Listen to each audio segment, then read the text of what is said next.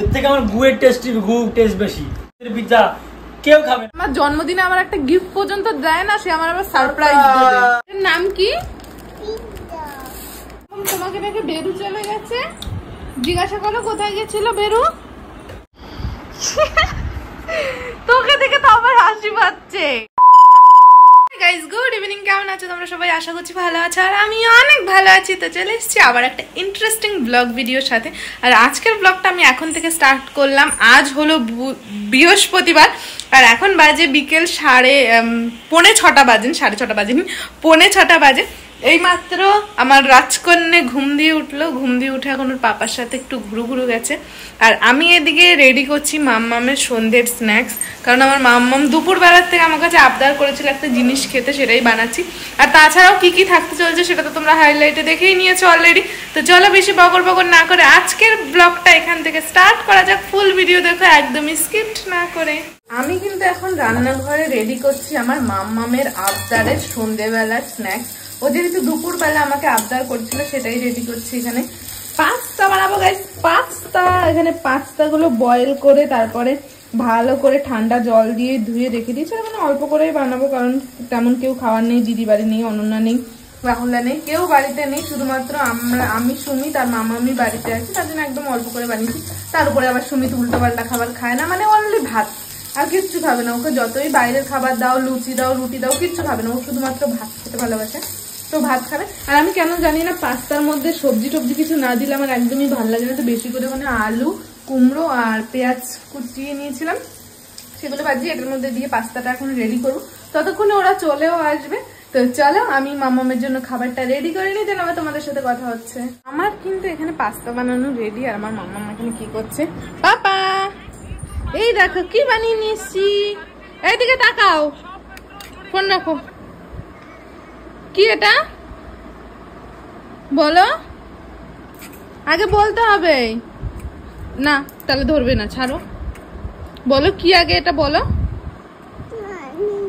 জানো না? তুমি কি বায়না করছিলে, কি খাবে?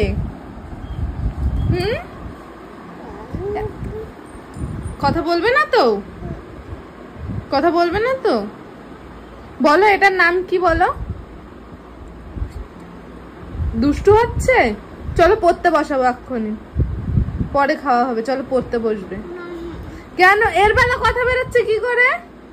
দাঁড়াও, তোমাকে বোর্ডিং স্কুলে দিয়ে আসতে হবে। মাও থাকবে না, বাবাও থাকবে না, অন্না থাকবে না, মামাম থাকবে না, তামতাম থাকবে না, ওখানে গিয়ে পড়বে। কথা শোনো না তো একটাও। পচা মেয়ে, তুমি একটা পচা মেয়ে, বুঝেছো? মুড অফ হয়ে গেছে।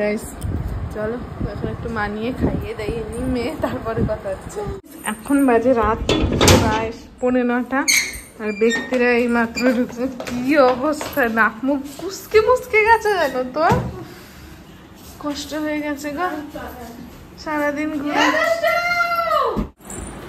না তুমি বলছিলে না মাম্মাম তোমাকে দেখে বেরু চলে গেছে।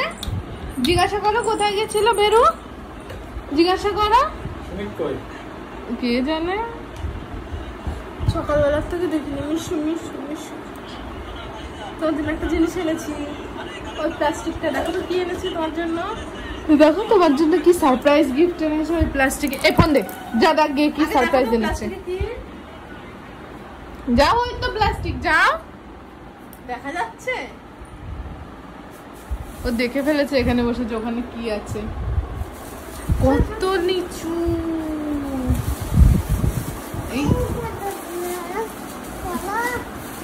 ধরতে পারছো না?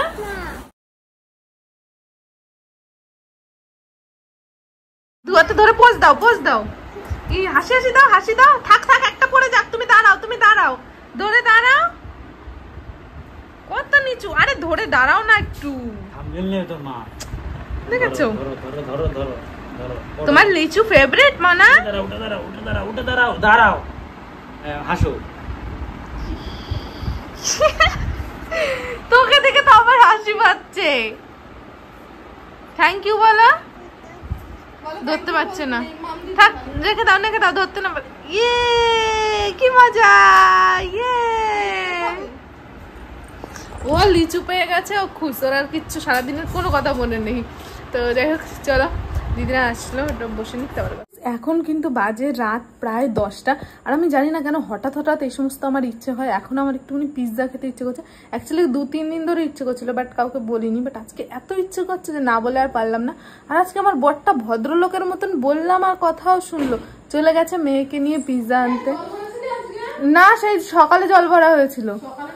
তো পিৎজাগুলি খাবো আনন্দ করে, কারণ অনেকদিন ধরে ক্রেভিং ছিল। আর অনন্যা যদি ভিডিওটা দেখে পাইতাম আমার যে কি গালাগালি করবে ফোন করে, কারণ ও থাকতে ও চেয়েছিল। কিন্তু তখন আমরা অর্ডার করেছিলাম, যেহেতু রাত হয়ে গেছিলো, 11টা বেজে গেছিলো সেদিনকে, তার জন্য আমাদের অর্ডারটা ক্যান্সেল করে দিয়েছে। ও ভিডিওটা দেখলাম, আমার খুব অশান্তি করবে আমার সাথে। তো যাই হোক চলো একটুখানি ওয়েট করি, দেখি বাবা আর মেয়ে মিলে কি পিৎজা আনে আমাদের জন্য।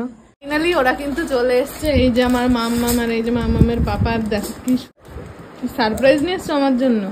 তুমি আনবা সারপ্রাইজ? যে আমার জন্মদিনে আমার একটা গিফট পর্যন্ত দেয় না, সে আমার আবার সারপ্রাইজ দেবে। তুমি লঙ্কা পিৎজা নিয়ে এসো কেন? আমি জানি লঙ্কা না লঙ্কা কি খালাই দেরম। গাইস ফাইনালি পিৎজা চলে এসেছে। এইমাত্র অনন্যার সাথে ভিডিও কলে কথা বলছিলাম, কিন্তু বলে দেখানো যাবে না, যা দেবে আমাকে। মামা কি কিনে নিয়ে আসছো?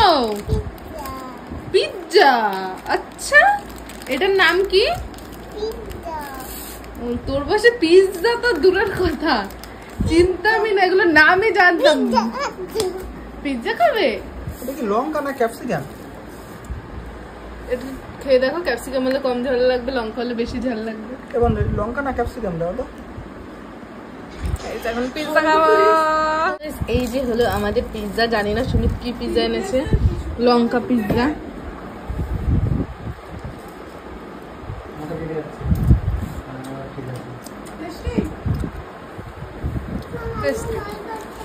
কিন্তু অত টেস্টি না। এই যে হলো পিৎজা, যেটা মনে হয় আমাদের যতদিন পর্যন্ত না খাই হেভি টেস্টি, কিন্তু খেলে অত বেশি টেস্টি লাগে না।